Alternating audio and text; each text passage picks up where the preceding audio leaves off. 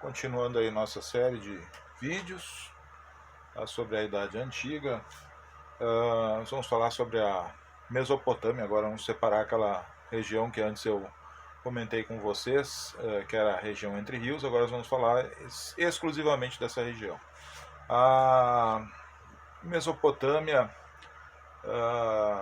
corresponde a uma região, como eu falei para vocês, que vai da Turquia, passa pela Síria, chega ao Iraque e ao Kuwait. E abrange uma parte também do Iraque. Tá? São os países que hoje em dia correspondem à antiga Mesopotâmia.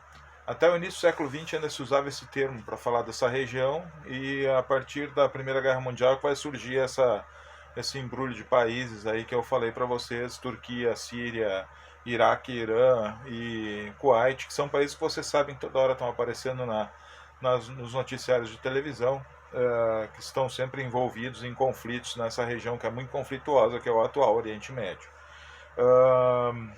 É uma região que tem mais ou menos o tamanho, um pouquinho menor na verdade, que a região sul do Brasil. Então vocês podem imaginar assim, metade do Paraná, Santa Catarina, Rio Grande do Sul seria o tamanho da região da Mesopotâmia. Então, não é, comparando com o Brasil, não é uma região grande. Né? Aquilo que é o centro da Mesopotâmia, que é onde é hoje o Iraque, corresponderia mais ou menos ao tamanho do Rio Grande do Sul. Tá? Isso é, em termos de área, o que corresponde à Mesopotâmia. Só que nessa região, desde que terminou a pré-história, ela foi uma região muito cobiçada, porque é uma região fértil no meio de vários desertos. É uma região mais ao norte, inclusive se diz que pode ser o Jardim do Éden, né? Aquele Jardim do Éden bíblico, se fosse para ser criado em algum lugar, seria no norte dessa região. Né? Por ser uma região fértil, por ter chuvas razoavelmente constantes, por ter um clima agradável, por ter várias espécies vegetais que até hoje nós usamos aí no dia a dia, né? O trigo, a videira, outros tipos de cereais que hoje em dia são fundamentais para a nossa vida, vieram dessa região. Então é uma região que foi muito cobiçada desde a antiguidade, e no final das contas a cobiça gerada por essa região acabou provocando também uma troca de populações e povoações de várias origens, de línguas diferentes, de etnias diferentes, que acabaram entrando em confronto e em alguma época dominando ou não, né, ou perdendo domínio, no caso, dessa região. Então a gente começa falando pelos sumérios, tá? Vocês podem dar uma folhada na apostila, depois até para dar uma olhada o que fala dos sumérios na apostila. Tá? Os sumérios são considerados a civilização, uma das civilizações mais antigas da história. Inclusive são eles que vão ser os criadores da escrita cuneiforme, que é considerada a escrita mais antiga que nós temos conhecimento. Tá? Fundaram as cidades de Uruk, Lagash. Eles desenvolveram inclusive uma literatura nessa escrita cuneiforme que chegou até nós, né? São os mitos, as lendas de um herói chamado Gilgamesh, tá? São consideradas as primeiras histórias escritas da história da humanidade. E no final das contas, os sumérios viviam em cidades que eram cidades-estado, desenvolveram uma região politeísta, já começaram a criar aquilo que é a característica dessa região. Mais ou menos no ano 2300 a.C., 2330 a.C., o rei Sargão I vai unificar essa região. Ele não era sumério, ele era um acádio. Tá? E aí já começam as etnias diferentes a começarem a brigar.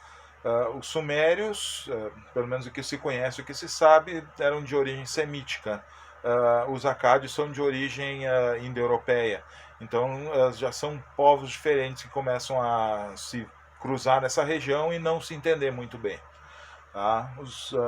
Sargão I vai ser o primeiro a formar a ideia de um reino, de um império unificado.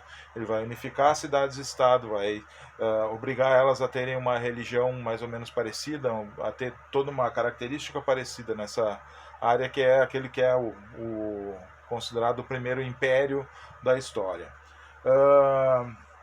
Os acádios entram em decadência e logo a seguir vai surgir um outro povo naquela região, que são os amoritas, né? E aí, dos amoritas, o que a gente tem mais de importante para lembrar é que eles vão ter um rei que vai resolver mandar escrever a lei do país, a lei do território dessa região. É o chamado Código de Hammurabi. Até hoje ele existe ainda. Tá? É uma estela, uma pedra, né, onde está entalhado, inscrita cuneiforme, as leis do território do rei Hammurabi, certo?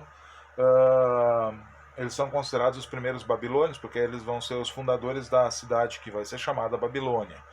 E vão dar continuidade a um reino unificado nessa região.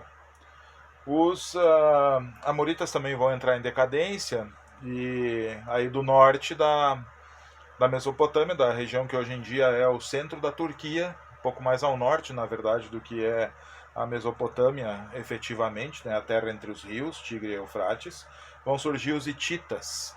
Tá? Os hititas já vêm com uma tecnologia diferente, eles já vêm com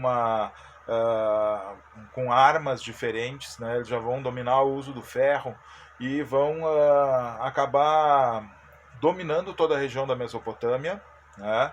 E vão ir além, eles vão dominar inclusive a região que é a Palestina e a Fenícia, e vão inclusive entrar em conflito com os egípcios. Aquela que é considerada a primeira grande batalha da história, né, que é Kadesh, uma batalha entre egípcios e hititas, né, vai ter como um dos componentes aí esse povo, né, que é chamado de hitita. E os hititas então vão dominar a Mesopotâmia durante um tempo. O século X a.C.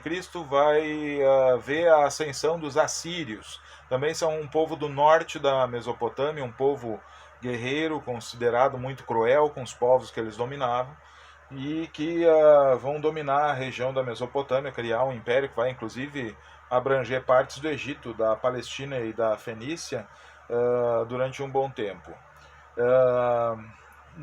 Em 612 a.C., os caldeus, liderando uma coalizão de países, de povos, né, da região, entre eles os medos e os persas, vão dominar essa região, que é a Mesopotâmia, e vão acabar destruindo aquilo que ainda sobrava, né, do Império Assírio, né? Eles vão inclusive destruir a capital principal dos caldeus, dos assírios, melhor dizendo, em 612 a.C., tá? A cidade de Nínive, certo? Os caldeus agora dominam essa região e vão constituir aquilo que é o que a gente mais conhece, né, inclusive das histórias bíblicas, o Império Babilônico, né, que para muitos é considerado o primeiro império, né, que vai falar muito na Bíblia do rei Nabucodonosor, que já é o Nabucodonosor II, na verdade, né, que vai construir os jardins suspensos da Babilônia. Então tem toda uma história aí desses caldeus, né, que vão dominar a Mesopotâmia e constituem um império muito importante. Tá? E para finalizar vocês viram que eu fiz uma lista de vários povos aí, né? Não precisa saber tudo isso aí de cor, na ponta da língua, salteado, mas é uma sucessão de vários povos que são diferentes, né? E que agora se encerra o domínio desses povos que ainda vivem dentro da Mesopotâmia, agora com um povo que vem de fora, que são os persas, ou medo-persas, né? Que são da região muito próxima da Mesopotâmia, que é o que hoje em dia é o Irã, né? E que vão fundar então o Império Persa a partir de 539 a.C., certo? Era isso.